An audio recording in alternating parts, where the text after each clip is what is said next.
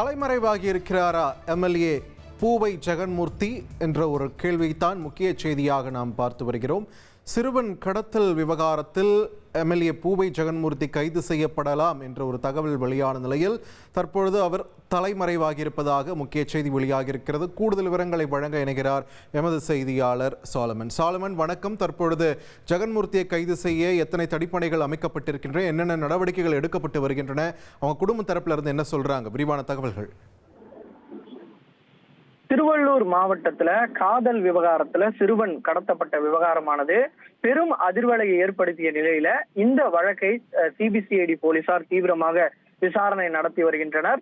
இதற்காக காஞ்சிபுரம் டிஎஸ்பி வேல்முருகன் தலைமையிலான சிபிசிஐடி போலீசார் தீவிர விசாரணையில களத்துல இறங்கி இருக்கிறார்கள்.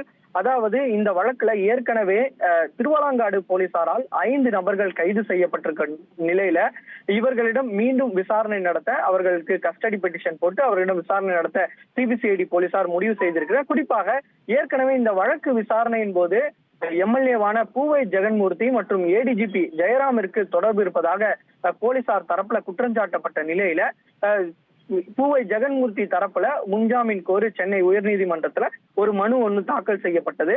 அந்த மனுவை விசாரித்த நீதிபதி இந்த மனுவை தள்ளுபடி செய்தார். மேலும் இந்த வழக்குல பூவை ஜெகன்மூர்த்தி மீது முகாந்திரம் இருப்பதாக குற்றச்சாட்டிய நிலையில தற்போது அடுத்த கட்ட விசாரணையில சிபிசிஐடி போலீசார் இறங்கி இருக்கிறார்கள். குறிப்பாக அவர் கைது செய்யப்பட வாய்ப்பு இருப்பதாக கூறப்படும் நிலையில கைது செய்வது தொடர்பாக சட்ட நிபுணர்களின் ஆலோசனைக்கு தற்போது சிபிசிஐடி போலீசார் சென்றிருக்கிறார்கள்.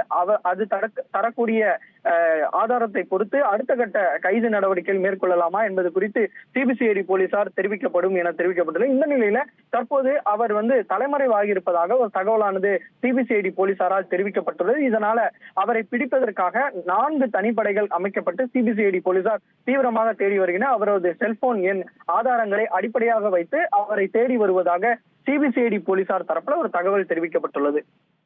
நன்றி சாலமன், உங்கள் விரிவான தகவல்களுக்கு. உங்கள் தந்தி1 தொலைக்காட்சியில் யார் சனிக்கிழமை தோறும் இரவு 8 மணிக்கு காண தவறாதீர்கள்.